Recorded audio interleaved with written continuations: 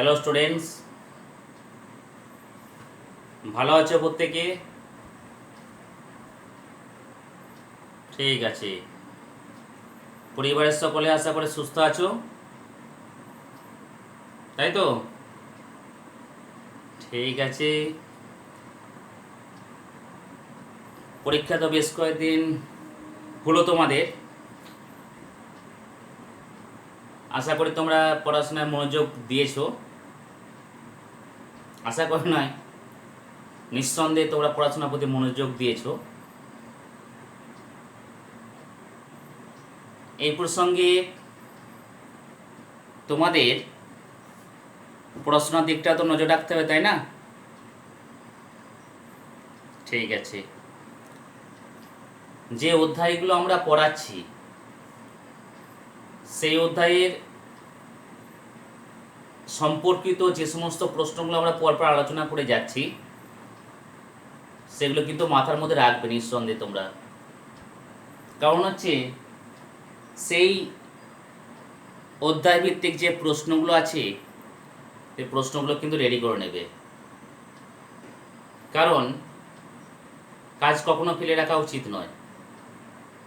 যে কাজটা তুমি আজকে ফেলে রাখবে সেই কাজটা কালকে তোমার কাছে একটা বাঁধা হিসেবে দাঁড়াবে, তুমি সময় নাও পেতে পারো। তাই বিখ্যাত অনেক গুরুত্বপূর্ণ ব্যক্তিরা বলে গেছেন যে প্রতিটা মুহূর্ত তোমার কাছে একটা হচ্ছে সুবর্ণ সুযোগ। কারণ হচ্ছে সময় কারোর জন্য কখনো থেমে থাকে না।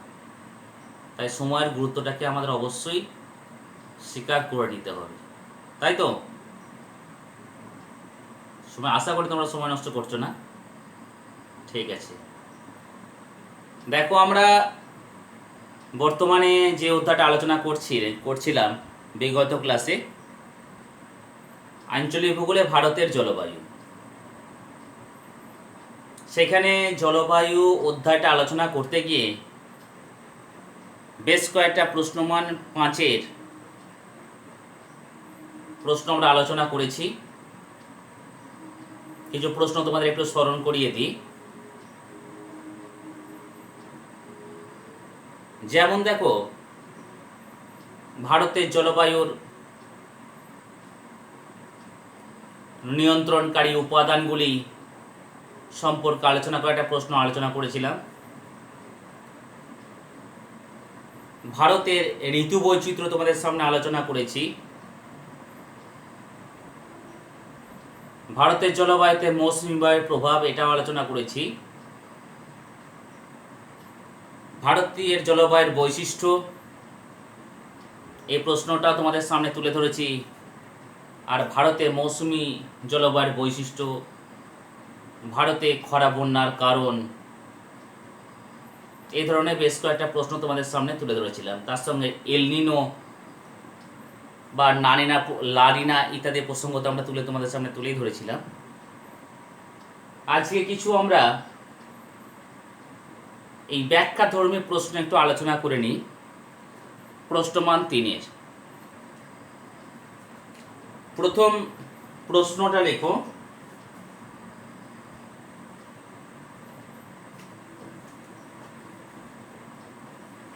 ভৌগোলিক কারণ একটু হিসেবে দেখে নাও।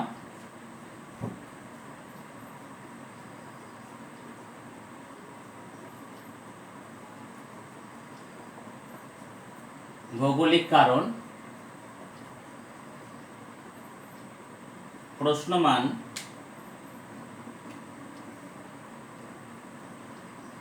2 অথবা 3-এর।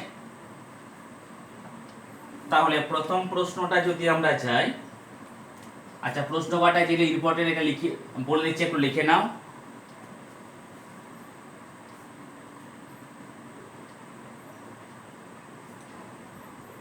শিলং অপেক্ষা মৌসিনরামে শিলং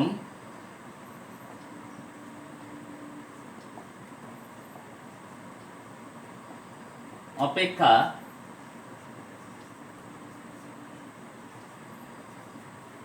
মৌসিনরামে বেশি বৃষ্টিপাত হয় কেন?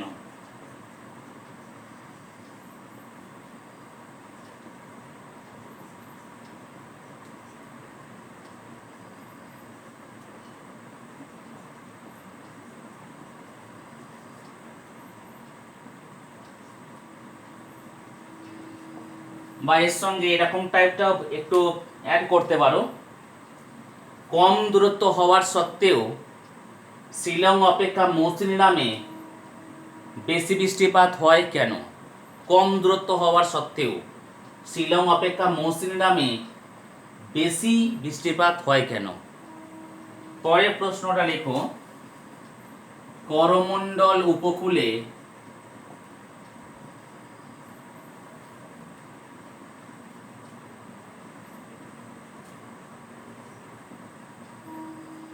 বছরে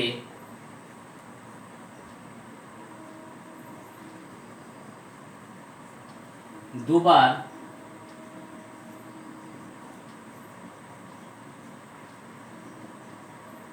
বৃষ্টিপাত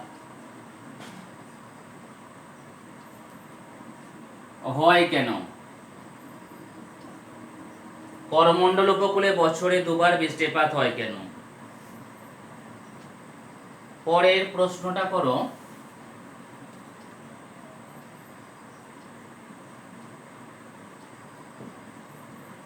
রাজস্থানে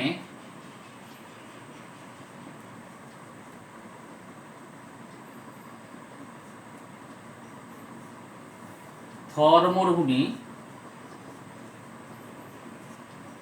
সৃষ্টি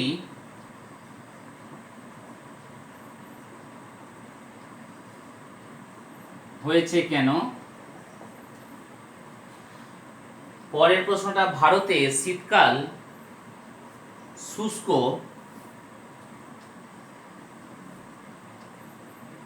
ভারতে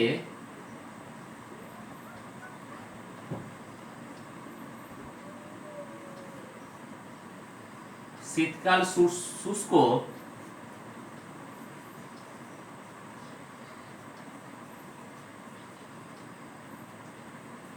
গ্রীষ্মকাল আর্দ্র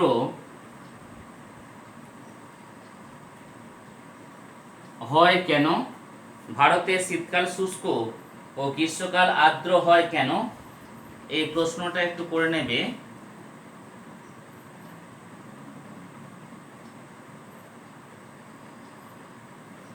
এই দেখো, চারটে প্রশ্নই সব থেকে বেশি ইম্পর্টেন্ট ভৌগোলিক কারণ হিসাবে। প্রশ্নগুলো আরেকবার বলে দিই, শিলং অপেক্ষা মৌসিনরামে বৃষ্টিপাত কেন বেশি হয়? করমণ্ডল উপকূলে বছরে দুবার বৃষ্টিপাত হয় কেন? রাজস্থানে থর মরুভূমি সৃষ্টি হয়েছে কেন? ভারতে শীতকাল শুষ্ক ও গ্রীষ্মকাল আর্দ্র হয় কেন? প্রথমেই আমরা যদি প্রথম প্রশ্নটায় যাই, তাহলে দেখো এখানে যেটা আমরা পাবো যে প্রশ্নটা আছে শিলং আর মৌসিনরামকে কেন্দ্র করে। তাহলে আমরা এখানে ছবির সহযোগিতা নেব।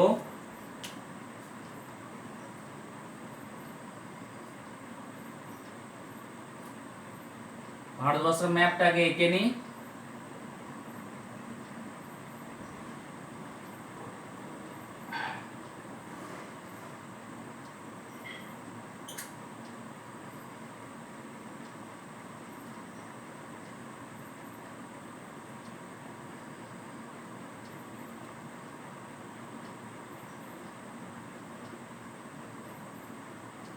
আচ্ছা দেখো, আমরা ভারতবর্ষের ম্যাপটা আঁকলাম। এবার প্রসঙ্গটা কি আছে? শিলং। এইখানটা করে স্থানটা হচ্ছে আমাদের শিলং।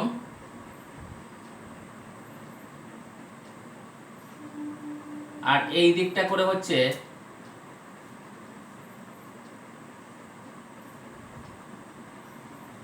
মৌসিনরাম। এখানে দেখো ক্লাস 8-এ তোমরা পড়েছিলে, একটু মনে করে দেখো, যে শৈলতক্ষেপ বৃষ্টিপাত বলে একটা ভাষা তোমাদের সামনে ছিল। সেখানে দেখো আমরা পেয়েছিলাম যে এরকম একটা পর্বতের চিত্র মনে করে দেখো, এটা সামনে জলভাগ আছে, প্রবাহের দিকটা পর্বতের গা বরাবর উঠে এইখানটা দেখো মেঘ দেখেছিলাম, এবং জলের বিন্দুগুলো এরকম নেমে আসছিল। এইবার এই দিকে দেখো ঢালটার নাম ছিল প্রতিবাদ, আর এই দিকে দেখো নাম ছিল অনুবাদ।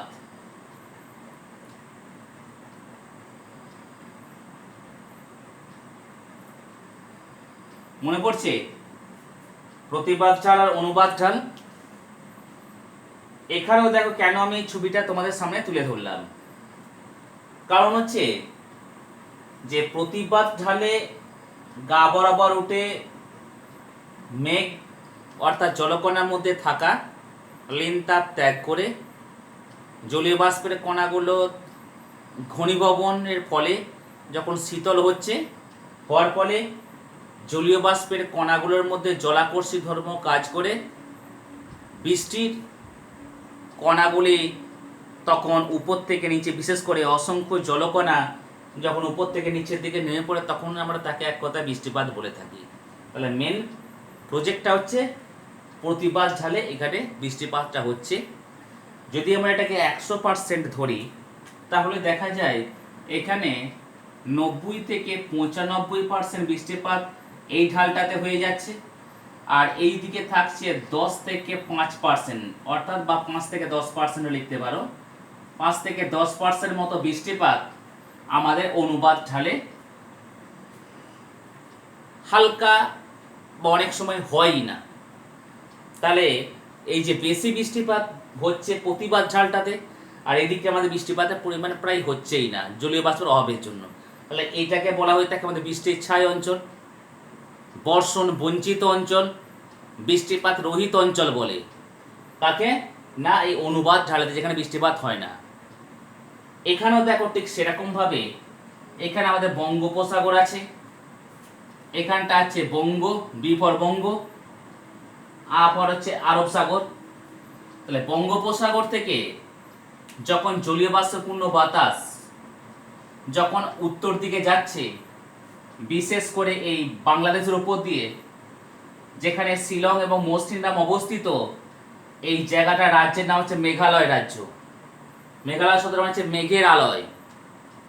তাহলে এই মেঘালয় রাজ্যতে এই মৌসিনরাম স্থানটা পড়ছে প্রতিবাদ ঢালে, কারণ এখানে 3টে পাহাড় আছে, গারো, খাসিয়া, জয়ন্তিয়া, 3টে পাহাড় আছে। দেখো ভারতের ভূপ্রকৃতির সময় ম্যাপ পয়েন্টিং আমরা দেখিয়েছিলাম, এইখানটাতে গারো, খাসিয়া, জয়ন্তিয়া 3টে পাহাড় আছে। তাই জলীয় বাষ্পপূর্ণ বাতাস গিয়ে এই গারো, খাসি, জয়ন্তিয়ার প্রতিবাদ ঢালে বৃষ্টিপাত ঘটিয়ে দিচ্ছে। তাই বৃষ্টিপাত ঘটানোর পরে ওই বায়ুটা যখন অপোজিট দিকে যাচ্ছে, অর্থাৎ অনুবাদ ঢালে যখন গিয়ে পৌঁছাচ্ছে, সেইখানে ওই বায়ুর মধ্যে আর জলীয় বাষ্প থাকে না। তাই সেই জলীয় বাষ্প না থাকার জন্য বৃষ্টিপাতও ঘটাতে পারে না, অর্থাৎ শিলং স্থানটা পড়ে যাচ্ছে একটা বৃষ্টির ছায় অঞ্চলে, যার জন্য দূরত্ব কম হলেও শিলং অপেক্ষা মৌসিনরামে আমাদের সবথেকে বেশি বৃষ্টিপাত হওয়ার মেন কারণ প্রতিবাদ ঢাল এ অবস্থান করা। ওকে, দ্বিতীয় নম্বরটা দেখো, যে প্রশ্নটা আছে, করমণ্ডল উপকূলে আমাদের বছরে 2বার বৃষ্টিপাত হয় কেন? এই করমণ্ডল উপকূলে প্রথমে তাহলে এই প্রশ্নটার সঙ্গে এই ছবিটা দেখিয়ে দেবে। ওকে, এবার দ্বিতীয় প্রশ্নটাই আমরা যাচ্ছি, মানে এই প্রশ্নটাই আমরা যাব, কি করমণ্ডল উপকূলে বছরে 2বার বৃষ্টিপাত হয় কেন। তাহলে প্রথমে আমরা দেখব করমণ্ডল উপকূল কোন জায়গাটায়। এইখান থেকে এই পোরশনটা হচ্ছে আমাদের করমণ্ডল উপকূল, এটা হচ্ছে করমণ্ডল উপকূল, করমণ্ডল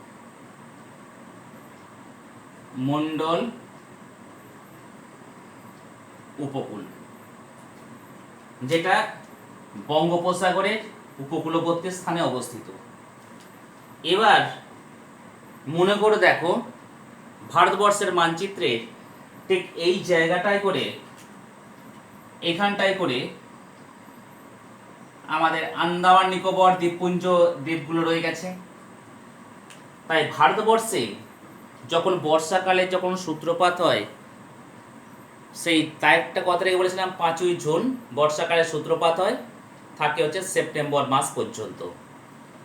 এবং বর্ষাকাল মেনলি এখানে আমরা যেটা দেখতে পাই যে দুটো আমাদের মৌসুমী বায়ুর শাখার প্রভাবে হয়ে থাকে। কি কি বলো না, একটা হচ্ছে যেটা দক্ষিণ পশ্চিম মৌসুমী বায়ু, সেই দক্ষিণ পশ্চিম মৌসুমী বায়ুর একটা হচ্ছে বঙ্গোপসাগরীয় শাখা আর আরেকটা হচ্ছে আরব সাগরীয় শাখা। তাই দক্ষিণ পশ্চিম মৌসুমী বায়ু বঙ্গোপসাগরীয় শাখা আর আরব সাগরীয় শাখায় ভাগ হয়ে যখন ভারতবর্ষে ঢুকছে, অর্থাৎ প্রথম বর্ষাকালের সূত্রপাতটা আমাদের এই আন্দামান নিকোবর দ্বীপপুঞ্জে শুরু হয়। তারপর এখান থেকে গিয়ে তামিলনাড়ু, তারপর অন্ধ্রপ্রদেশ, তারপর কেরালা হয়ে গোটা ভারতবর্ষে আমাদের বর্ষাকালে সূত্রপাত ঘটে। মানে যখন দক্ষিণ পশ্চিম মৌসুমী বায়ু ঢুকছে তখন আমাদের এক প্রকার বৃষ্টিপাত হয়। আবার দেখা যায় যে সেপ্টেম্বর মাসের পর, সেপ্টেম্বর মাসে যখন দক্ষিণ পশ্চিম মৌসুমী বায়ু যখন গোটা ভারতবর্ষে বৃষ্টিপাত ঘটিয়ে দিয়ে যখন এখান থেকে যখন ফেরত যায়, যাওয়ার সময় এই পূর্বঘাট আর পশ্চিমঘাট পর্বতে বাধা প্রাপ্ত হয়ে, স্পেশালি যেহেতু করমণ্ডল উপকূল পূর্ব আমাদের ঘাট পর্বতমালা সম্পূর্ণ এলাকাতে আছে, তাহলে সেখানে বাধা প্রাপ্ত হয়ে আর একবার বৃষ্টিপাত ঘটিয়ে দিচ্ছে। তাই হচ্ছে বিশেষ করে যখন দক্ষিণ পশ্চিম মৌসুমী বায়ু ঢুকছে তখন একবার বৃষ্টিপাত ঘটাচ্ছে, যখন চলে যাচ্ছে তখন আর একবার পূর্বঘাট পর্বতমালা বাঁধা প্রাপ্ত হয়ে আর একবার বৃষ্টিপাত ঘটিয়ে দিচ্ছে। তাই করমণ্ডল উপকূলে বছরে এই দুবার বৃষ্টিপাত হওয়ার মেন কারণ। যদি আমরা পয়েন্ট ওয়াইজ একটু দেখি, তাহলে বর্ষাকালীন হচ্ছে বৃষ্টিপাতের কারণ, আর আরেকটা লিখতে পারি শীতকালীন বৃষ্টিপাতের কারণ। ঠিক আছে, দ্বিতীয় নম্বর দেখো, তাহলে এই প্রশ্নটা হচ্ছে এর সঙ্গে সম্পর্কিত। তৃতীয় নম্বরটা আছে দেখো, রাজস্থানের থর মরুভূমির সৃষ্টি হয়েছে কেন? তাহলে আগে লোকেশনটা দেখে নিই, থর মরুভূমি কোথায় আছে না, থর মরুভূমি হচ্ছে ভারতবর্ষের মানচিত্রে এই জায়গাটায় থর মরুভূমি।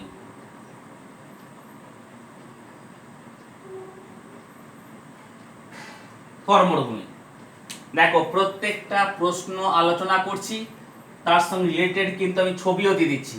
অবশ্যই কিন্তু এই পার্ট পার্ট করে ছবিগুলো তোমরা নোটের আকারে তৈরি করে নেবে। ওকে, তাহলে আমাদের থর মরুভূমিটা কোথায় অবস্থিত?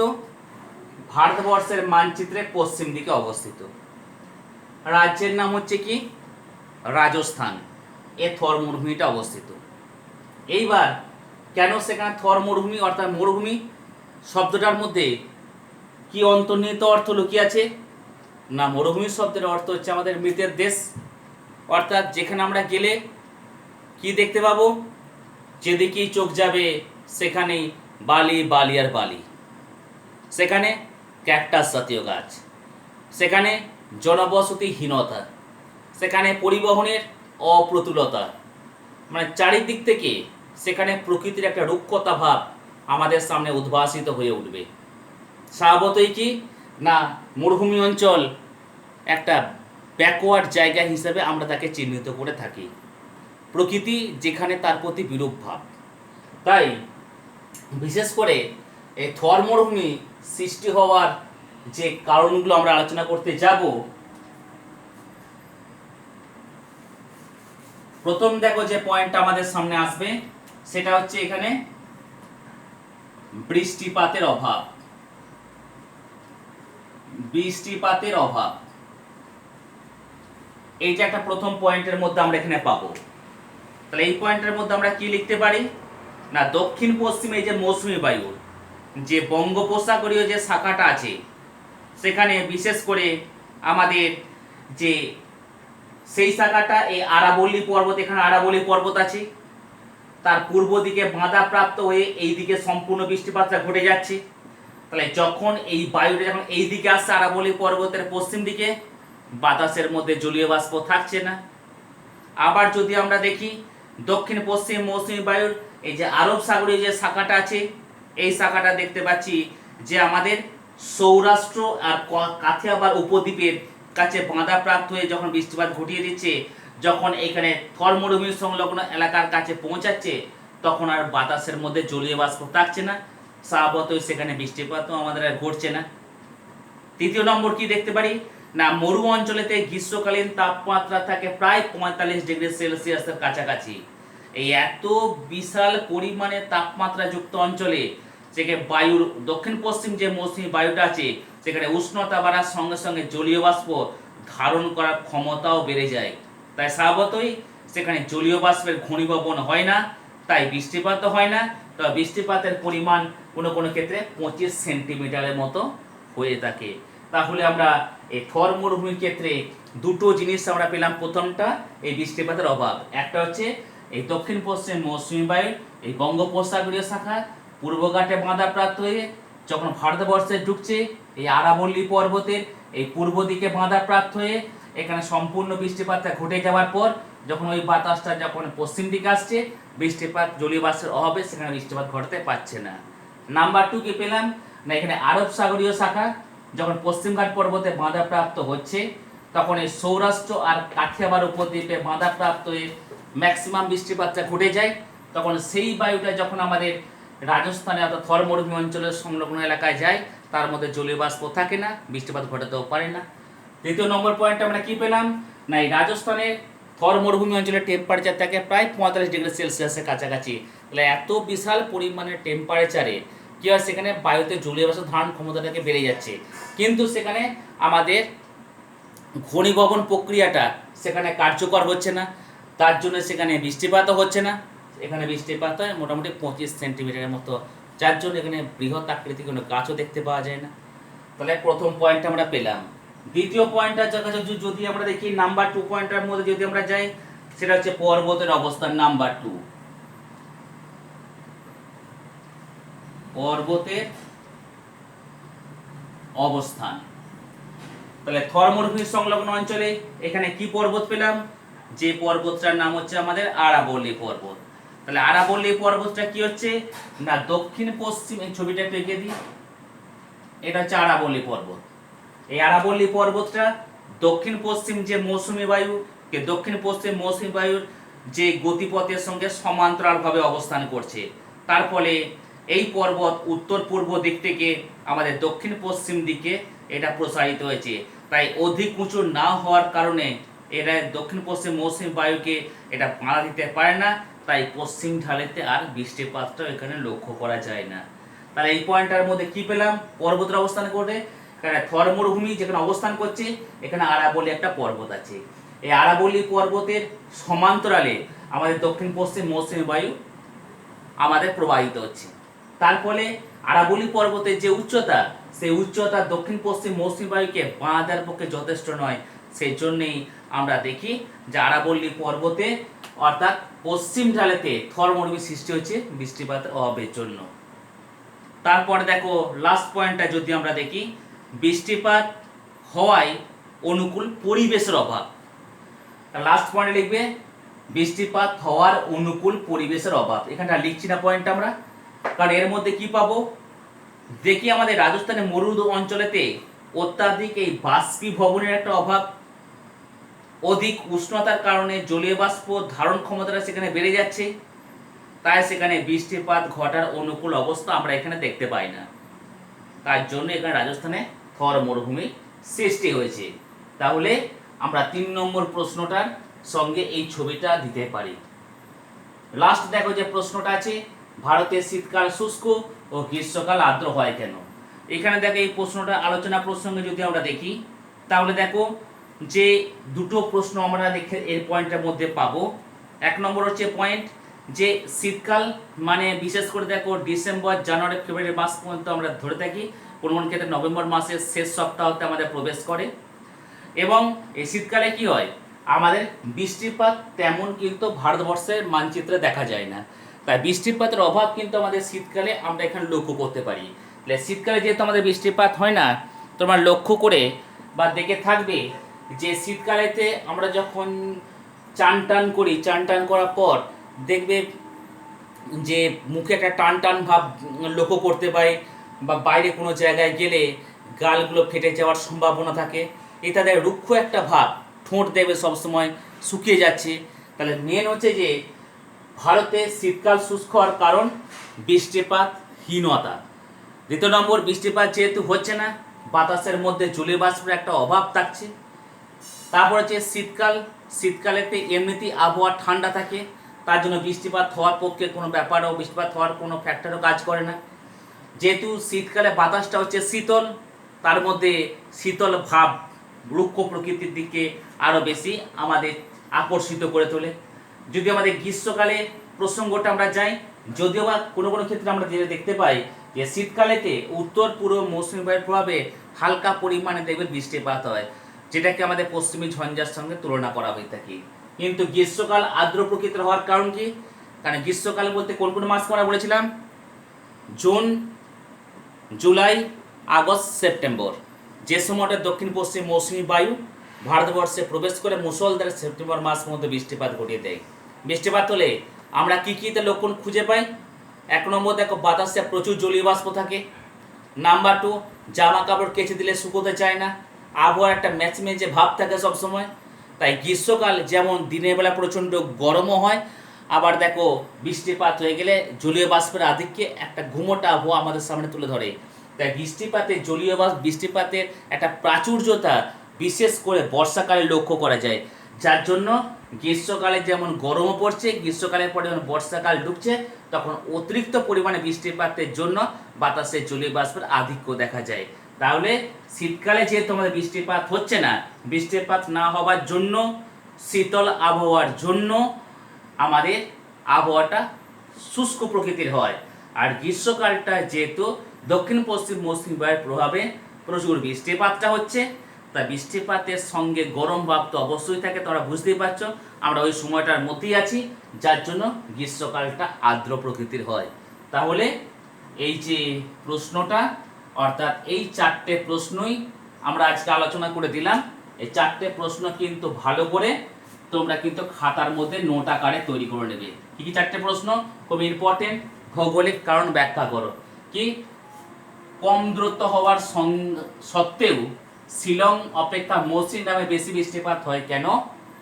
করমণ্ডল উপকূলে বছরে কেন 2বার বৃষ্টিপাত হয়? রাজস্থানে থর মরুভূমি সৃষ্টি হয়েছে কেন? ভারতে শীতকাল শুষ্ক, গ্রীষ্মকাল আর্দ্র প্রকৃতির হয়। অনেক সময় দেবে কেনর পরিবর্তে থাকবে কোটেশন দিয়ে রাখলো কারণ ব্যাখ্যা করো। ঠিক আছে?